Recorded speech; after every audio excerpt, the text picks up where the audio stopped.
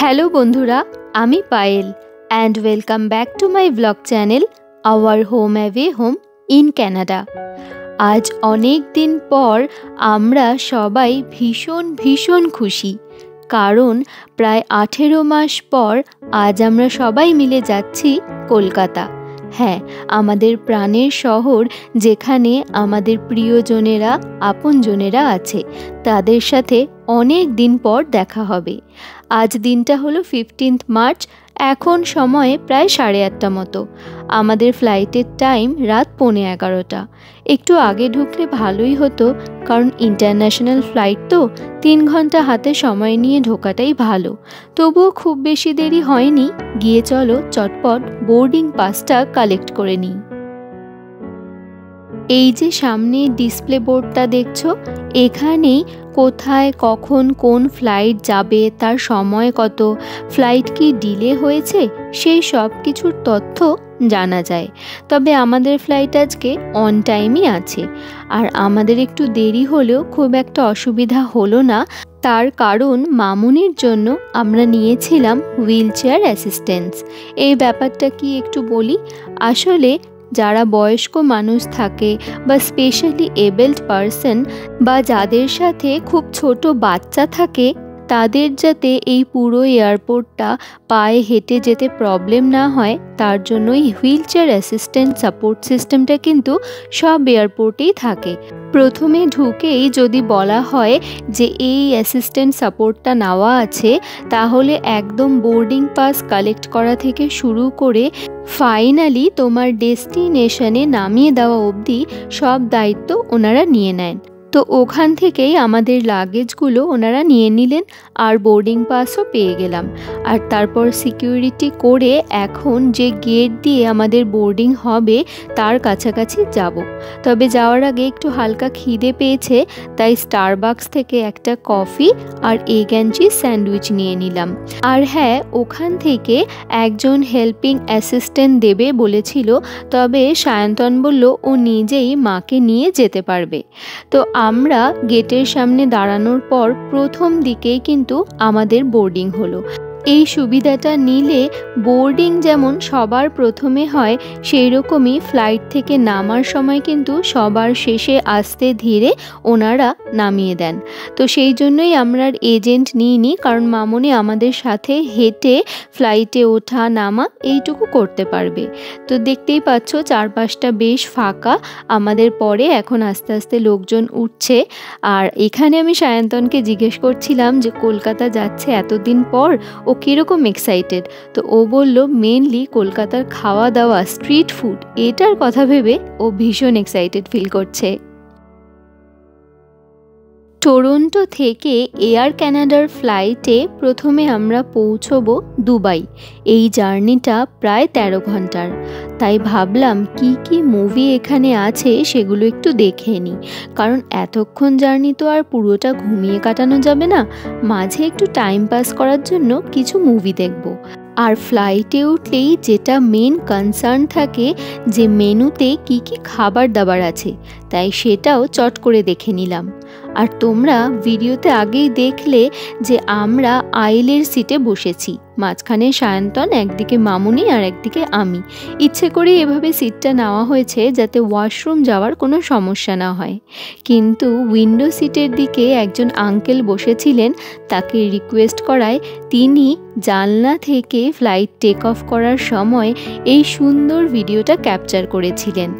ওপর থেকে টরন্টো শহরটা দেখতে ভীষণ সুন্দর লাগছে। ফ্লাইট টেক অফ করার ঘন্টা দেড়েক পরেই চলে এলো আজকের ডিনার।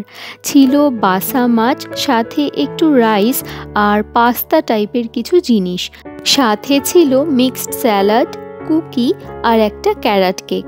এমনিতে সব ঠিকই আছে, তবে খাবারের পোর্শন অনুযায়ী আমাদের একটু কমই লেগেছে। যাই হোক, ডিনার সেরে একটু কিছুক্ষণ মুভি দেখে দিলাম একটা লম্বা ঘুম। দুবাইয়ের টাইম তখন রাত 8টা। উইন্ডো সিট থেকে দূরে দেখা যাচ্ছিল বুর্জ খালিফা। তবে পেটে প্রচণ্ড খিদে আর চোখে ভীষণ ঘুম নিয়ে দুবাই এয়ারপোর্টে এখন নামবো। তার কারণ সেই ডিনারের পর ডিরেক্ট ব্রেকফাস্ট ছিল, তবে সেটা গিয়ে নিতে হতো, সার্ভ করা হয়নি, তাই আমরা উঠে গিয়ে নিও নি। এবার নেমে আগে দেখব যে কোন টার্মিনাল থেকে আমাদের পরের বোর্ডিংটা আছে। আর দুবাইতে নেমেও সায়ন্তন বলেছিল যে ও নিজেই মামনিকে নিয়ে যেতে পারবে, তবু ওখান থেকে বলা হলো যে না, একজন অ্যাসিস্ট্যান্টই ওনাকে সাথে করে নিয়ে যাবেন। তো যাই হোক, এখন ওনার সাথে আমরা যাচ্ছি, উনি সিকিউরিটি করিয়ে দিয়েছেন। আর এরপর যেই টার্মিনাল থেকে আমাদের বোর্ডিং হবে সেই পর্যন্তই উনি আমাদের সাথে থাকবেন। তো ওনারা একটু আগে আগে হাঁটছেন আর আমি একটু পিছিয়ে পড়েছি, কারণ চারপাশটা এত সুন্দর সেটা দেখতে দেখতে মাঝে মাঝে থমকে যাচ্ছি। আর স্মৃতির পাতায় বন্দি করে রাখার জন্য এই ভিডিওগুলো ক্যাপচার করে নিচ্ছি। তবে সামনেই আসছে খুশির ঈদ, আর সেই জন্য এয়ারপোর্টটাও সেজে উঠেছে সেই সাজে। চারপাশটা দেখেই মনে হচ্ছে যেন একটা উৎসবের মেজাজ। চারপাশে এত সুন্দর সুন্দর জিনিস দেখে যেন চোখই ফেরাতে পারছি না। তবে এখন আগে যেতে হবে বোর্ডিং গেটের সামনে, কারণ আমাদেরকে পৌঁছে দিয়ে উনি আবার ব্যাক করে আসবেন এবং পরের ফ্লাইটের জন্য যাদের হুইলচেয়ার অ্যাসিস্ট্যান্ট নেওয়া আছে তাদের জন্য ওয়েট করবেন। তো যাই হোক, দুবাইতে শুনেছি সব কিছু ট্যাক্স ফ্রি, আর এয়ারপোর্টে ডিউটি ফ্রিতে তো অনেক জিনিস ভীষণ সস্তায় পাওয়া যায়, তাই শপিং করার ইচ্ছা তো এখান থেকে 16 আনা আছে। তবে তার আগে একটু কিছু খেয়ে নিই, ভীষণ খিদে পেয়ে গেছে। তাই দুজনে মিলে চলে এলাম দুবাইয়ের ম্যাকডোনাল্ডসে। আমি নিলাম ইংলিশ টি, সায়ন্তন নিল কারাক চায়, আর নিলাম একটা রেড ভেলভেট কেকের স্লাইস। সব মিলিয়ে পড়লো 31 দিরহাম, মানে $13 কাছাকাছি। আর তারপর চলে এলাম বাড়ির জন্য বা নিজেদের জন্য কিছু গিফট কিনতে। গিফটের কথা বললেই প্রথমে ঘর সাজানোর জিনিসের কথা মাথায় আসে, কিন্তু সেসব তো আর খুব একটা ইউজ হয় না। তাই ভাবলাম দুবাইয়ের যেটা ভীষণ ফেমাস সেটা হলো খেজুর, তাই এখানে বিভিন্ন ভ্যারাইটির খেজুর দেখে ভাবলাম এটাই নিই। তো এখান থেকে 2 বক্স খেজুর নিয়ে নিলাম। আর প্রাইসগুলো তোমরা ভিডিওতে দেখতেই পাচ্ছ। তো রমজান উপলক্ষে কিন্তু বেশ কিছু আইটেমসের ওপর ভালোই ডিসকাউন্ট চলছে। আর তারপর এলাম ঘর সাজানোর জন্য ফ্রিজ ম্যাগনেট কিছু দেখতে। আমরা যেখানেই যাই এই ফ্রিজ ম্যাগনেট কিন্তু একটা করে অবশ্যই নিয়ে আসি। যদিও দুবাই তো আর ঘোরা হলো না, তবে ভাবলাম একটা ফ্রিজ ম্যাগনেট কিনে নিই, যদি এইটা দেখে দুবাই ঘোরার ইচ্ছে হয় কখনো, প্ল্যান অবশ্যই করব। আর এরপর কিরিং, মেয়েদের কিছু জুয়েলারি, দুবাইয়ের উট, আরও বিভিন্ন রকমের শোপিস এক এক করে দেখছিলাম। তবে বেশ খিদে পেয়েছে যে বললাম, ওই কফি আর কেকে তো আর পেট ভরেনি, তাই ভাবলাম চটপট বাকি শপিংটা করে নিয়ে বিল করিয়ে এবার বেরিয়ে পড়ি। আর এখানে দেখো কি সুন্দর সুন্দর জুয়েলারি বক্স আছে, মানে কোনটা ছেড়ে যে কোনটা দেখবো বুঝেই পাচ্ছিলাম না। এই জুয়েলারি বক্সগুলোর প্রাইস অবশ্য ওই $15 to $25 মধ্যেই। তো চলো এবার চটপট বিল করিয়ে বেরোনো যাক। তো দুবাই থেকে শপিং মোটামুটি ডান এখনও অবধি, যা মনে হচ্ছে। কিনতে তো অনেক কিছু ইচ্ছে করছে, কিন্তু অলরেডি টরন্টো থেকে কিনে নিয়েছি।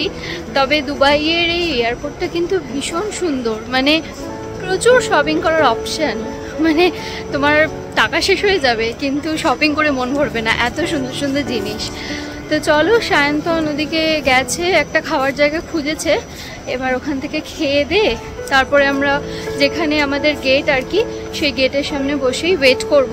আই হোপ বোর্ডিং শুরু হবে হয়তো 12:30 1টার আগে শুরু হবে না, এখন বাজে 11:30 মতো। তো খেয়ে নিই, কারণ প্রপার খাওয়া দাওয়া হয়নি অনেকক্ষণ, বেশ খিদে পেয়েছে আর খুব এক্সহস্টেড লাগছে।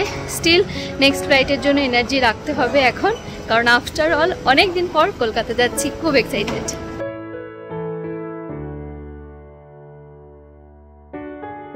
তো সায়ন্তন এখানে খুঁজে বার করলো একটা ইন্ডিয়ান ফুডের রেস্টুরেন্ট, আর সেখান থেকে মামনির জন্য নেওয়া হলো রাইস আর ডালের কম্বো, আর আমাদের দুজনের জন্য একটা বিরিয়ানির মধ্যে ছোট ছোট বেশ কয়েক পিস চিকেন ছিল, আর সাথে দিয়েছিল রায়তা, আর ওই পাঁপড় আর আচারটা কিন্তু ডালের কম্বোর সাথে ছিল। বিরিয়ানিটা একটু কস্টলি ছিল, প্রায় $25। তো যাই হোক, খাওয়া দাওয়া সেরে তারপরে চলে এলাম এখন দুবাইয়ের গোল্ড কালেকশন দেখতে।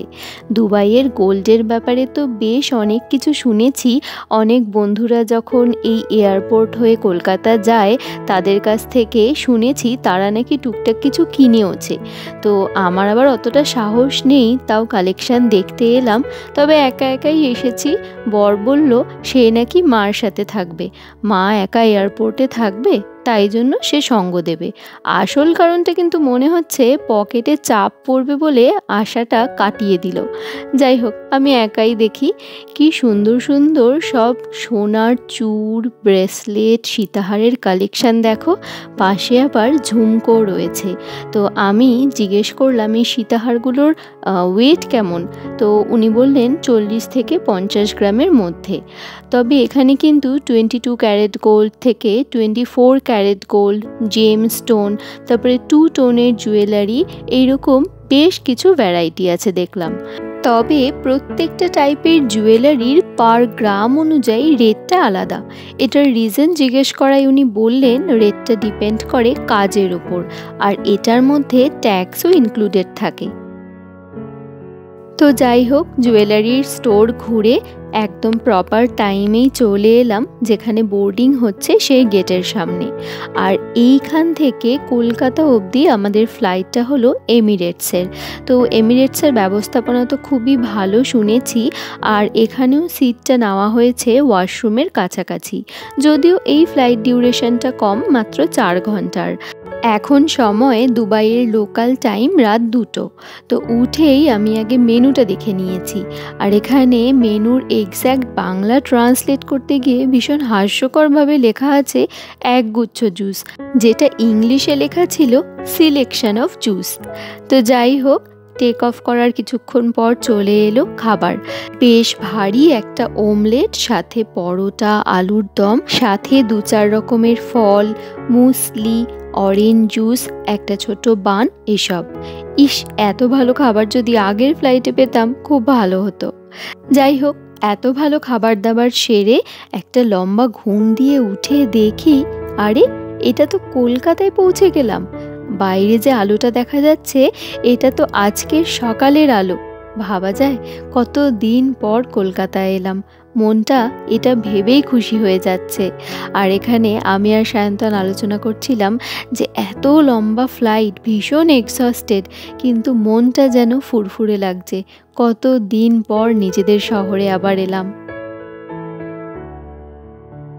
ঘর থেকে বেরিয়েছিলাম 15ই মার্চ, যখন ক্যানাডার রাত 7টা বাজে।